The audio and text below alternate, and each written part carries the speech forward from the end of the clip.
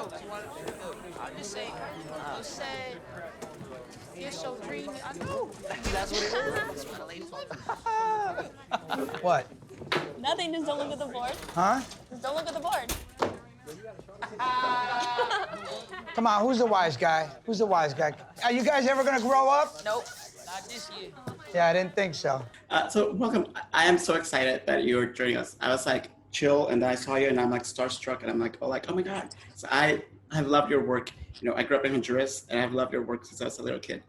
And Oh, thank you, my brother. Thank you. yeah, and when I was watching Critical Thinking, congratulations, by the way. Thank you. I couldn't help but think that you're like, you know, the direct heir to, you know, Edward, and this is your stand and deliver, right? So, can you This is my stand-up, deliver, kick ass, kick it through the field post, you know, the goal post. Yeah, definitely. I love that movie. That movie was so inspirational to me, and we need so many more of these type of movies of Latin leaders who have been pioneering and nourishing our youth, you know, through the 500 years that we've been in this country. What was your part of your decision to direct it? Well, they asked me, you know, the producers, Carla Berkowitz and Scott Rosenfeld, and I was like, you know what? I think I can do that. I think I can bring something, because you don't want to jump in a movie just to, you know, for vanity's sake. You want to feel like I can bring something else. I can add to this.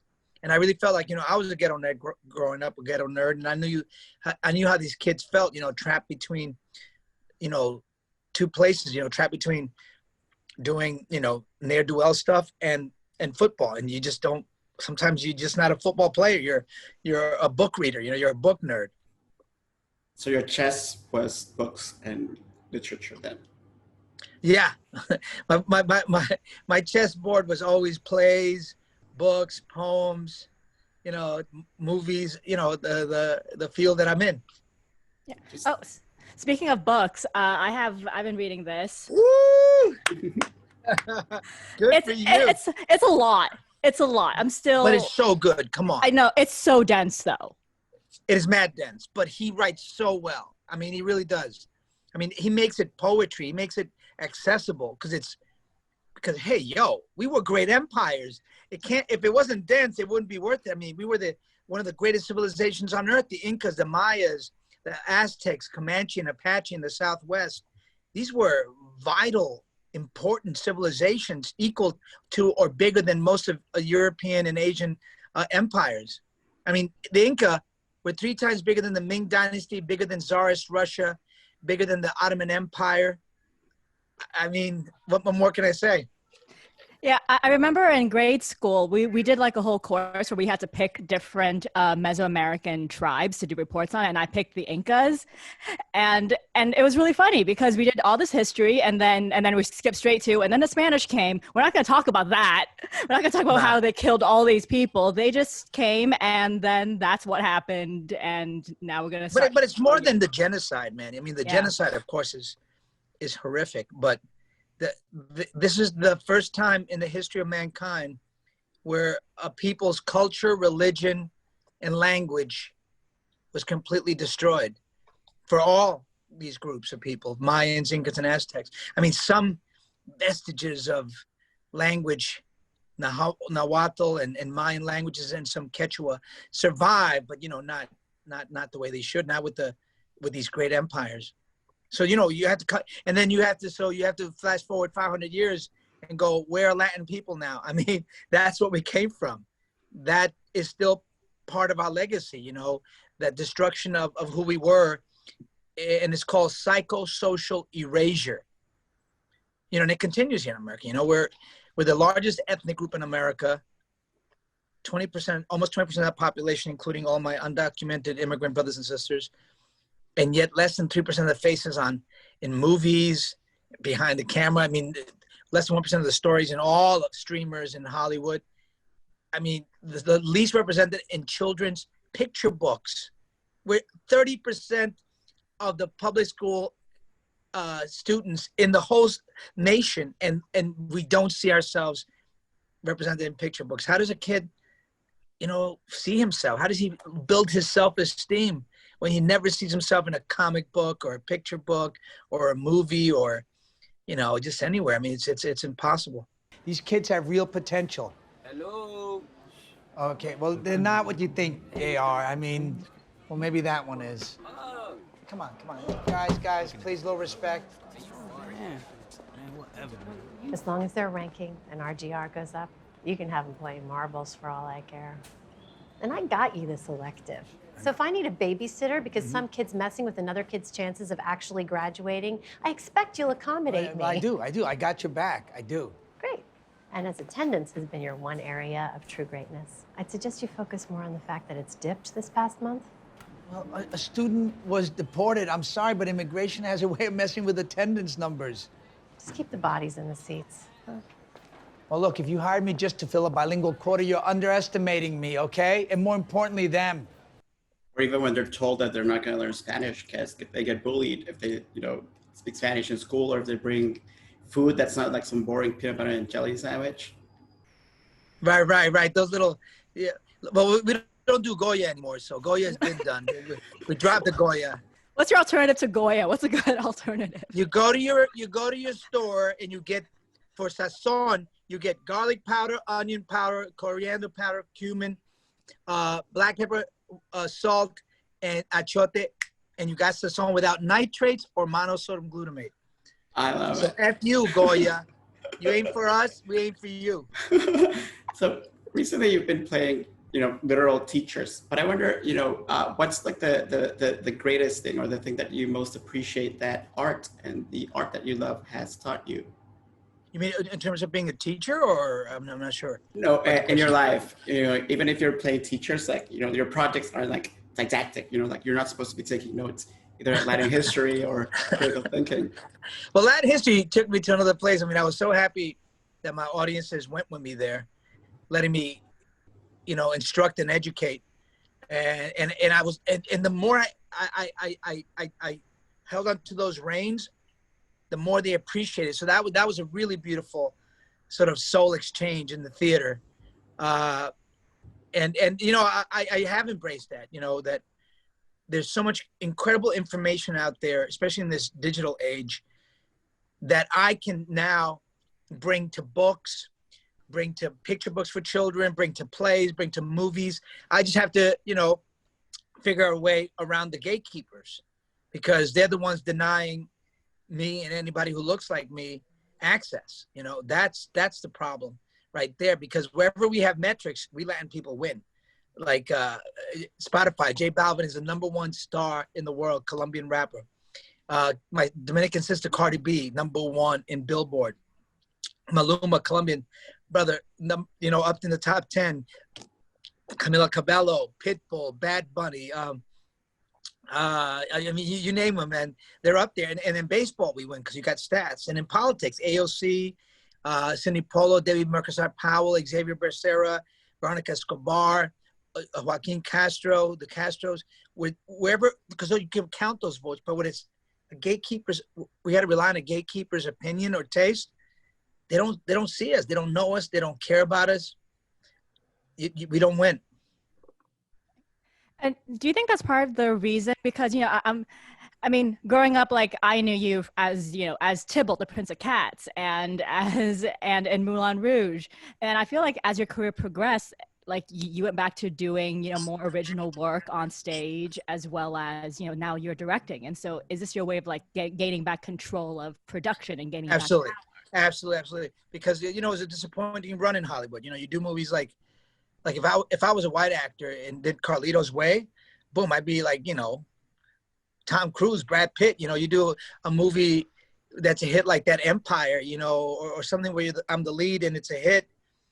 You know, your opportunities quadruple. But when you're Latin, it's just like it's like you didn't even do it. You know, so I was like, let me go back to what feeds me. Let me go back to my community. Let me go to where there are no gatekeepers, Broadway, theater, off-Broadway, where there are no gatekeepers. All you got to do is have a tight script, raise the money, and boom, rent out that barn, you know, and that's how Lin-Manuel did Hamilton. I mean, he would have pitched that to a studio, to a network, to a streamer. They would have been, excuse me, Burr was not black, and a Puerto Rican Hamilton. That's outrageous. And they didn't speak in hip hop back in those days. You know, it would have never gotten done. But because he's in the theater, boom. You know. The work that you get from your young ensemble is really, really wonderful, because, you know, it seems like everyone's so comfortable. So talented. Thank you. Yeah. How did you achieve that? Because, like, I never felt comfortable in school. Well, you know, it was hard to get these kids because there was so much Latin and Black talent out there, hundreds, and they were all incredible. So I was like, how am I going to solve this? I got to make a choice. So we are here to do what exactly? We're here to raise $1,300 to offset our cheap public school system that's a little broke. Oh, so you're funding this yourselves?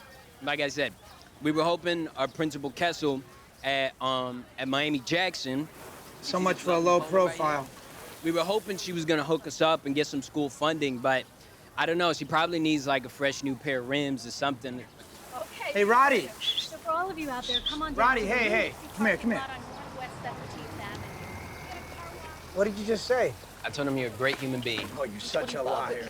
So what I did was I picked guys who looked like their characters or their personality was the character already. Because, you know, I'm directing and I'm in it. You know, I needed a shorthand. I didn't have the time for a long process of development. And then we did, you know, I did a chess boot camp. I said, you know, you're going to be my movie. You got to give me a week before, which is unheard of in independent films. This was a 20-day shoot, too, which is brutal.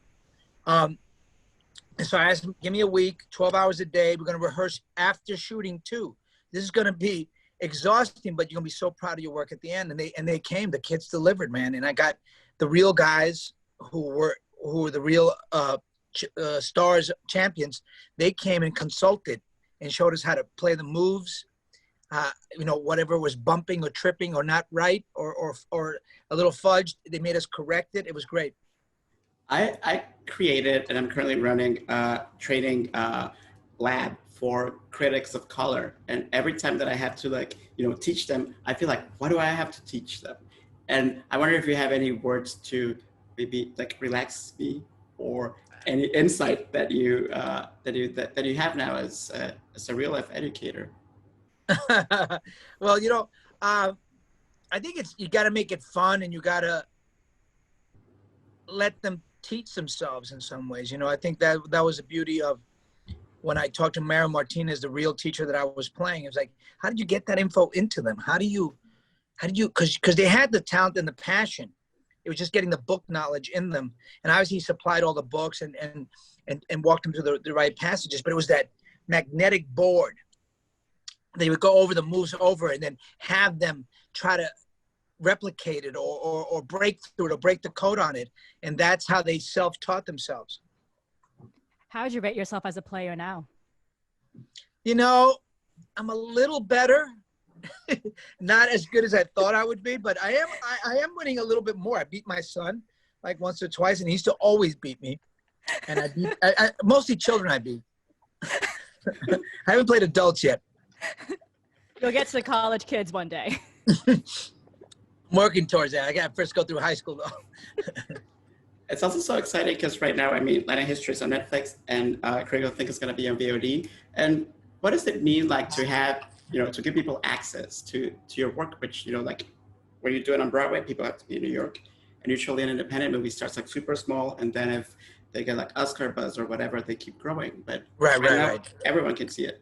Yeah, which is great. You know, I mean, obviously I was robbed of my victory at South by Southwest Film Festival and theater release, you know, because of COVID. But I think the upside is everybody can see it now on Apple TV, Amazon, Vudu, iTunes. And since we're all sequestered at home, you know, we got to look at something. and then why not look at Critical Thinking? I think it's a really inspiring movie, true story, shows you how many gifted, genius street intellectuals are in our neighborhoods, in Latin communities and Black communities that are just, you know, squandered, you know, like wasted dreams. And it doesn't need to be that way. You know, we really need to do something to make that change. I love how you balance both, you know, like darkness and joy, because like the movie has some very violent moments that honestly made me think of growing up in Honduras. But then like you balance that with such warmth and happiness. And why is it important as an artist to also show the joy of our people? But because, otherwise it's ghetto porn when it's all that melodrama and just, soulless violence, because there's a lot of joy in our communities, because that's the only thing we can afford is joy. It's tax-free, and when you go to a Latin community, they're celebrating, they're having block parties, park parties, music's bumping, everybody's laughing and sharing food and dancing. You've never seen joy like that in any community, man. It's the most beautiful, heartwarming thing you've ever seen. Amen. And inclusive. Everybody's welcome. Everybody. Well, speaking of you as an educator, I feel like, because I was listening to your NPR interview about like when you got heckled while doing Latin history by like some racist white people. And, and like last year, you were touring around the country doing this play, and you met all kinds of people who may not share your views. And so what have you learned about like trying to talk to racist white people? It's tricky because when they yell stuff out inappropriately, I mean, who goes to a Republican play, if there's such a thing, and starts yelling crazy shit at them? I mean, who does that? It's so weird that these older white couples feel like it's okay to yell like, we hate you, go back to Mexico. And I'm not even Mexican, it's like you're just yelling really horrible stuff. I don't understand how you think that that's civilized.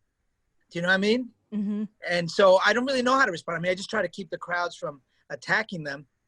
That's what I just try to do, and I, if they had an opinion to share or something, but it's just taunts, it's just vilifying, and it's not really sharing anything intellectual. It's just being mean. And I don't know. I try to ignore them because I don't want to get into a battle with them, because they're not really there to exchange anything. They're just there to be mean. Mm. Right. But have you learned something about like how to have like meaningful exchanges? That I have. I mean, you got to really go into it open-minded. You can't go there wanting to proselytize and convert.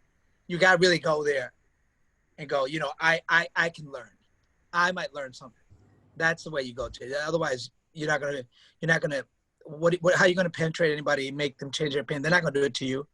So you got to really come in there as open as you can. I mean, which is difficult. It's not easy. I grew up and you were my Luigi when I was little. And I couldn't help but thinking right now, especially after, Chadwick Boseman passed, that in many ways, real life heroes are people like you and him who are rescuing our heritage and are rescuing, creating characters that will live on forever.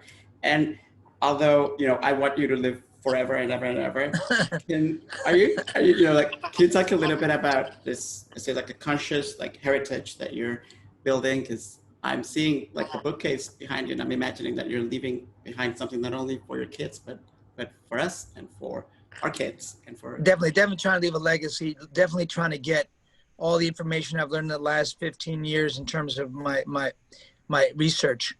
I'm definitely trying to get it in as many books and as many formats as possible. So yeah, you're gonna see a lot. I'm gonna try to leave the world a more brown planet than I came into it.